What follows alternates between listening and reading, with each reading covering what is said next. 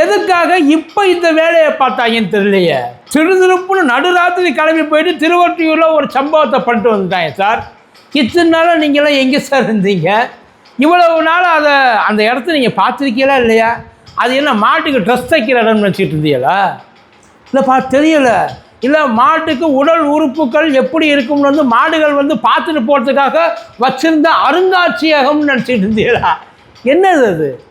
இத்தனை நாளாக அதை என்ன பேர் மாற்றி பண்ணிட்டு இருந்தாங்களா? இல்லை ஏதாச்சும் போர்டு மாற்றி வச்சுருந்தாங்களா? இல்லை வெளியில் ஒரு பேரை வச்சுட்டு உள்ளுக்குள்ளே வேறு வியாபாரம் தான் பண்ணிகிட்டு இருந்தாங்களா? ஒருவேளை அந்த இடத்துல சட்டத்துக்கு விரோதமாக ஒரு மான்கறி வியாபாரமோ ஒரு மயில்கறி வியாபாரமோ இல்லை வேறு ஏதாச்சும் ஒரு புலிக்கறி வியாபாரமோ பண்ணியிருந்தாங்கன்னா நீங்கள் போயிட்டு அவனை பிடிச்சி ஏன் போலீஸில் பிடிச்சி கொடுக்க வேணாம், அடித்து அவங்களுக்குள்ளேயே ஒரு தீர்ப்பை சொல்லியிருந்தீங்கன்னா கூட பரவாயில்ல. சட்டவிரோத செயல் சார். ஆனால் அந்த ஆள் மாநகராட்சிகிட்ட பர்மிஷன் வாங்கியிருக்காப்புல. உண்மையில் மாநகராட்சிகிட்ட அதாவது லைசன்ஸு மாநகராட்சி கொடுத்துருக்கு, விற்றுக்க நீ இந்த இடத்துல இந்த வியாபாரத்தை நீ பண்ணிக்கலாம்னு சொல்லி மாநகராட்சி கொடுத்துருக்கு. அவர் அந்த இடத்துல 40 வருஷமாக இருக்கிறாப்புல. திருதிருப்புன்னு கிளம்பி போயிட்டு கேட்டால் இந்து முன்னணியா சார்? நீங்கள் கிண்ட வேண்டிய சமாச்சாரம் ஏகப்பட்டது கிடக்கு சார். கோயில் நிலத்தை ஆட்டையை போடுறாங்க, பல கோயில்கள் இடித்து விட்டு கட்ட முடியாமல் கிடக்கு, கும்பாபிஷேகம் பண்ணாமல் அப்படியே ஏதோ பாழடைஞ்ச கட்டணமாக கிடக்கு, சாமி இருக்க இடம் இல்லாமல் வெயிலையும் மழையிலையும் காயுது. அதையெல்லாம் போய் பாருங்கள் சார். பல கோயில்களில் சாமியை பராமரிக்கிறதுக்கு இந்த தீபாரணை பண்ணுறதுக்கு அபிஷேகம் பண்ணுறது நெய்வேத்தியம் செய்கிறது பசியில் பல சாமிகள் கோயிலில் வாடிக்கிட்டு இருக்கு. வயிற்றில் பசியோட ஈரத்துணியை கட்டிக்கிட்டு சாமி கிடக்கு. ஒரு இல்லை நீங்கள் இந்து முன்னணின்னு வச்சுருக்கிறது தப்பே இல்லை. சங்கத்தில் நீங்கள் இருக்கலாம், சங்கத்துக்காக சண்டை போடலாம். ஆனால் நீங்கள் அந்த சங்கத்துக்காக செய்யணும்ல. நீங்கள் சண்டை வலிக்கிறதுக்காகவே ஒரு சங்கம் வச்சுருந்தீங்கன்னா அதுக்கு என்னத்தை பண்ணுறது? அதையெல்லாம் முடிச்சுட்டு வந்துட்டு எல்லாமே சிறப்பாக இருக்குப்பா, இனிமேல் நாங்கள் இதை தாண்டி வெளியில். ஏன்னா நீங்கள் எதுக்காக அந்த உங்களோட கம்யூனிட்டி, அதாவது இந்துக்களோட அந்த தேவைகள் பூர்த்திகள் சடங்குகள் இது எல்லாத்தையும் வந்து காப்பாற்றுறதுக்காகவும் மறந்து போனதை ரீஸ்டோர் பண்ணுறதுக்காகவும் தான் நீங்கள் இருக்கீங்க அப்படின்னு எல்லோரும் நினைக்கிறாங்க. ஆனால் உங்களை தவிர மற்ற எல்லோரும் அப்படி நினைக்கிறாங்க. பிரச்சனை அதுதான். இப்போ திருதிருப்பு கிளம்பி போகிறீங்க, அங்கே இருக்கிறவங்க எல்லாம் யார் என்ன பண்ணா? நைட்டு போயிட்டு வீட்டு கதவை தட்டியிருக்காங்க சார்.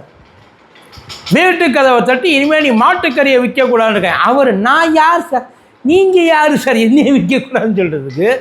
கவர்மெண்ட்டு சொல்லட்டும், அரசாங்கம் எனக்கு அனுமதி கொடுத்து. அவர் சொல்கிறாரு இந்த இருக்குது, நீங்கள் மாநகராட்சியிலேருந்து வந்திருக்கீங்களா இல்லை வேறு ஏதாச்சும் விலங்கு இதுலேருந்து வந்திருக்கீங்களா, அந்த அமைப்புலேருந்து வந்திருக்கீங்க, யார் நீங்கள்? அவர் நான் வந்து இந்த கட்சியிலேருந்து வந்திருக்கேன், இந்து முன்னணி கட்சியிலேருந்து வந்திருக்கேன். இனிமேல் நீ நாளையிலேருந்து நீ விற்கக்கூடாது, இனிமேல் நீ வந்து இந்த இடத்துல இந்த கடையை போடக்கூடாது, வேறு ஏதாச்சும் ஒரு வியாபாரம் பண்ணி நீ பொழைச்சிக்க, இல்லை அப்படின்னா வேறு மாதிரி ஆகிடும்னு அவரை போயிட்டு மிரட்டி இருக்கிறாங்க. எதுக்கு மிரட்டினாங்க? இது எதுவும் அட்டென்ஷன் சீக்கிங்கா இல்லை வேறு எதுவும் டைவர்ஷன் மேட்ரா? ஏன்னா திருதிருப்பு இத்தனை நாள் இல்லாமல் அவர் அங்கே ரொம்ப வருஷமாக அந்த கடையை வச்சு ரன் பண்ணிகிட்ருக்கார். அவர்கிட்ட வாங்கிட்டு போகிறவங்க அத்தனை பேருமே வெறும் முஸ்லீம்னு நினச்சிருக்காங்க. கிடையாது. அங்கே ஏரியாவில் இருக்கிற எல்லா கோயிலுக்கு போய் சாமி கும்பிட்ற இந்துக்களும் அந்த கறியை வாங்கி போய் தின்னுக்கிட்டு தான் இருக்கிறாங்க.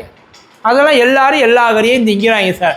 எவனும் வெளியில் சொல்கிறது கிடையாது, இவன் அதை திங்க மாட்டான் அவன் இதை திங்க மாட்டான்லாம் கிடையாது. எல்லாம் அவனுக்கு விருப்பப்பட்டாங்கன்னா எப்படியோ போயிட்டு வாங்கி தின்னுடுறாங்க. தின்னுபிட்டு வந்து சண்டை போடுவாங்கன்னு வைங்கள, அதுக்கப்புறம் வந்து நிறைய வியாக்கியானம்லாம் பேசுவாங்க, அது வேறு. இப்போ ஒரு வேளை வேண்டாம் அப்படின்னா நீங்கள் என்ன இப்போ கோர்ட்டுக்கு போகலாம், கவர்மெண்ட்டுக்கிட்ட மனு கொடுக்கலாம், வேறு ஏதாச்சும் சில ஒன்றும் இல்லை சார். மாட்டை காப்பாற்றணும் அப்படின்ற எண்ணம் இருக்குல்ல, அவங்களுக்காக சொல்கிறேன். வேர்ல்டுலேயே உலகத்திலேயே மாட்டுக்கறி எக்ஸ்போர்ட்டு அதிகமாக பண்ணுற வியாபாரம் பண்ணுற நாடு எதுன்னு தெரியுமா? உலகத்துக்கே சப்ளை சார். பெரிய அளவில் பங்களிப்பு யார் கொடுக்குறான்னு தெரியுமா? நம்ம தான். நம்ம கொடுக்குறது தான், வேறு யார் கொடுக்குறது? எங்கே தைரியம் இருந்தால் மாட்டுக்கு அந்த இது கறியை மாட்டுக்கறியை வியாபாரம் பண்ணக்கூடாதுன்னு சொல்லிட்டு இல்லை, தைரியம் இருந்தால் நேராக லெதர் ஃபேக்ட்ரி போய் எவனாச்சும், இந்தியாவில் எவ்வளோ லெதர் ஃபேக்ட்ரி இருக்குது, லெதர் ஃபேக்ட்ரி போய்ட்டு அவன்கிட்ட போயிட்டு அவன் சட்டையை பிடி பார்ப்பான், அவன் வீட்டு கதவை நைட்டு போய் தட்டையும் பார்ப்பான். இனிமேல் நீ லெதர் பிஸ்னஸ் பண்ணக்கூடாது, பூரா சாக்குலையும் சன்னல்லையும் பண்ணுற. விட்டால் நீ முடிஞ்சால் நூலில் கூட பண்ணிக்க. எங்கே போயிட்டு அவன் சட்டையை பிடிக்க பார்ப்போம் சார். செய்யுங்க சார். லெதர் பேக்கு, லெதர் ஷூவு, லெதர் பெல்ட்டு, இன்னும் லெதரில் எவ்வளோ மெட்டீரியல்ஸ் இருக்குது. ஒன்றும் இல்லை, நம்மெல்லாம் வந்து பயங்கரமாக ரசிக்கிறோமே கர்நாடக சங்கீதம். மிருதங்கம் இருக்குல்ல, மிருதங்கம். அந்த மிருதங்கத்தை எப்படி தயார் பண்ணுவாங்க? அதுக்கு தோல் அப்போ போட்டு ஃப்ரெஷ்ஷாக குட்டி போட்டு ஃப்ரெஷ்ஷாக இருக்கிற மாட்டை இழுத்து போட்டு அறுப்பாங்களாம். இதை நான் சொல்லலை, அந்த மிருதங்க வித்துவான்னு சொல்லியிருக்கிறாரு. அந்த சார் நிஜமா சார், எங்கே போயிட்டு அதையெல்லாம் இனிமேல் நீ இதை வாசிக்கக்கூடாது. உன்னால் ஒரு குட்டி ஒரு அம்மாவை இழந்துக்கிட்டு தெரியுது. போங்க, அக்கறையா என்ன? இதுக்கு அக்கறையெல்லாம் கிடையாது. இது வேறு ஏதோ ஒரு மேட்ரை மைண்டில் வச்சுக்கிட்டு நைட்டு ஏன் சார் கிளம்பி போகணும்? யோசிச்சு பாருங்கள். திடீர்னு ஏதாச்சும் கோமாதம் எதுவும் கனவுல வந்துச்சா? என்னைய இவன் தான் கொள்கிறான், இவனால தான் என் இனமே அழிஞ்சு போச்சு, இவன் கடையை இழுத்து மூடிட்டா என் இனம் பிழைக்கும். அதான் அந்த மாடுகள் விருத்தி அடையும். இந்தியாவில் வேறு எங்கேயுமே விற்கிறது இல்லையா? கோர்ட்டு சொல்லியிருக்கு, சுப்ரீம் கோர்ட்டு சொல்லியிருக்கு. அவரை போயிட்டு கொலை மாற்றல் விட்டுருக்காங்க சார்.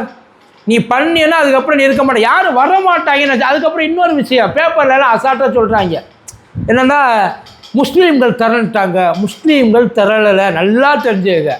அங்கே இருக்கிற மக்கள் திரண்டுட்டாங்க. அதில் அழகாக நெத்தி நிறைய பொட்டு வச்சு ஒரு அம்மா பார்க்குறதுக்கு இந்த அம்மன் படங்களில் வர வயசான அம்மன் அந்த மாதிரியே இருந்துச்சு.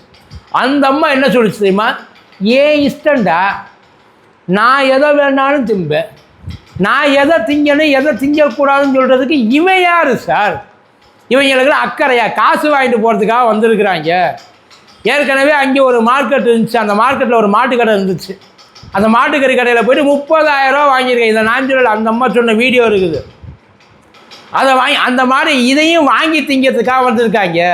ஒரு 4 பேரை போனோம்னா மிரட்டி காசை வாங்கி போடலான்ற ஒரு எண்ணம் அவங்களுக்கு. அதுக்காக கிளம்பி அந்த ஏரியா மக்கள் தரன்ட்டாங்க. அவங்க சொல்கிறாங்க, அவன் ரொம்ப வருஷமாக இங்கே கடை வச்சுருக்காருப்பா. அந்த மனுஷன் திடீர்னு ஏதாச்சும் அனுமதி இல்லாமல் மாட்டுக்கு, ஒருவேளை அனுமதி இல்லாமல் லைசன்ஸ் எடுக்காமல் கவர்மெண்ட்டுக்கிட்ட மறைச்சி, அது நீங்கள் வந்து சாதாரணமான எல்லாரும் விற்கிற பொருளாகவே இருந்தாலும் நீங்கள் தனியாக ஒரு பொருளை அனுமதி இல்லாமல் விற்றி அதே பொருளை விற்றி, அது தப்பு தான்.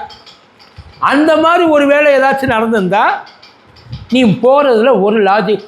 முதல்ல அவங்களுக்குள்ளே வர்றதுக்கான தைரியம் என்ன?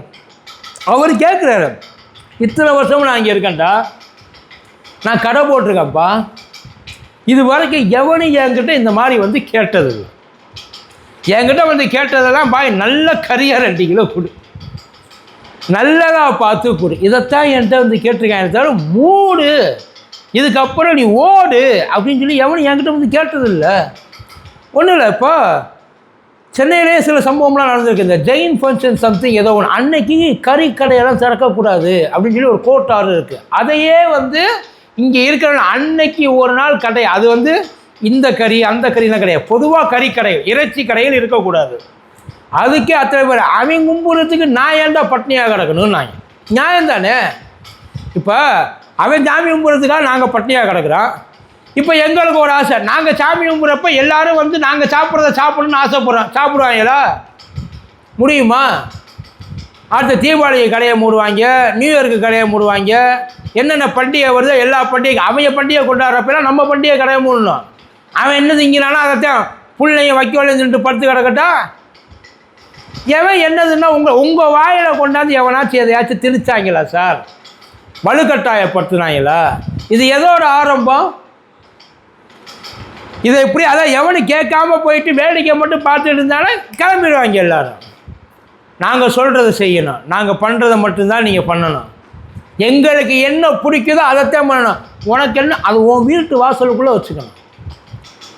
வெளியில் அவன் என்னென்ன பண்ணுறான் ஏது செய்யலாம், தடுக்க வேண்டியது, போராட வேண்டியது, அடித்து குமுக்க வேண்டியது நிறையா இருக்குது. போ நிறையா பேர் வந்து கையில் கசக்கிற பொருளெல்லாம் வச்சுட்டு விற்றுக்கிட்டு இருக்காங்க, வியாபாரம் பண்ணி. அவனை போயிட்டாடி எங்கே முடிஞ்சால் உன் வீரத்தை அவன்கிட்ட போய் காட்டு. நைட்டு பூரா ஓட்டுறாங்கல்ல, பிளாக்கில் ஓட்டுறாங்க, இல்லைன்னா கிடையாது. அவன்கிட்ட போய் வீரத்தை காட்டு. பவுடர் தூக்கிட்டு வர்றான், சின்ன பிள்ளைகளெல்லாம் வந்து என்னென்னமோ வச்சு பெரிய ஒரு வியாபாரமாக பார்த்துட்டு அதெல்லாம் பண்ணுங்க. அங்கே போங்க, திங்கிற விஷயத்தில் போய்ட்டு ஏன் இவன் இழிச்சவன் என்ன? இவன் அடித்தா எவனும் வரமாட்டான்ற தைரியம் ஒட்டுமொத்த ஊரும் ஒன்று கூடிருச்சு. உன் வேலை இதை பார்த்துட்டு போடான்னு சொல்லி விரட்டி அடித்து விட்டுச்சு. அதுக்கப்புறம் தான் ஓடி போய்ட்டு உட்காந்துருக்குறாங்க. ஆனால் பக்ரீத் அன்னைக்கு ஒரு ரம்ஜான் அன்னைக்கு அவங்க அன்னைக்கு அதாவது நல்லா தெரிஞ்சுங்க, எந்த மாடும் அறுக்கிறதுக்கு அது வந்து திங்கிறதுக்கோ இல்லை வேறு ஏதாச்சும் ஒரு வேலைக்கோ எந்த மாட்டுக்கும் விருப்பம் இருக்காது. வாய் இருந்துச்சுன்னா வண்டையாக கேட்கும், ஏன்டா எங்களை போட்டு இந்த பாடாப்படுத்துறீன்னு கேட்கும். நீங்கள் அடுத்து திங்க வாடா நாங்கள் இருக்கிறோம், இதுக்கு பேர் கொலாடாங்க சொல்லும். எதுக்குமே அதுக்கு விருப்பம் இல்லை, தேவைக்கு பூர்த்திக்கு வாங்கிட்டு போகிறாங்க, அவ்வளவு தான், வேறு எதுவும் இல்லை. இது ஒரு லைஃப் சர்க்கிளும் வாங்கல. ஒவ்வொன்றும் மனுஷன் அடித்து சாப்பிட்றா சார், நேரடியாக சாப்பிடல, கொஞ்சம் கொஞ்சமாக அவன் உழைச்சதை சாப்பிட்றான், கொஞ்சம் கொஞ்சமாக அவன் அந்த ஏமாத்து தமிழர்கள் அதையெல்லாம் எடுத்து மனுஷன் வதச்சிக்கிட்டு தான் இருக்கான். அதை கேட்கவே இங்கே வக்கு இல்லை.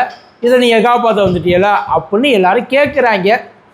தெரியலை, பார்த்துக்கங்க. இது ஏதோ திடீர்னு கிளம்பி போயிருக்காங்க, வேறு ஏதோ வந்து திருப்புறத்துக்காக போயிருக்காங்கன்னு நினைக்கிறேன். ஆனால் அங்கே இருக்கிற மக்கள்லாம் உஷாராயிட்டாங்க. உங்கள் வேலையை பார்த்துட்டு நீங்கள் போங்க, எங்கே எதை எப்படி அடிக்கணும்னு எங்களுக்கு தெரியும். இவரால் எங்களுக்கு எந்த பிரச்சனையும் இல்லை, இத்தனை வருஷமாக இருக்கார், இன்றைக்கி நீ வந்தது தான் எங்களுக்கு பிரச்சனை அப்படின்னு சொல்லி அடித்து கிளப்பி விட்டாங்க. பரவாயில்ல, இதை நினைக்கிறப்ப கொஞ்சம் சந்தோஷமாக தான் இருக்குது.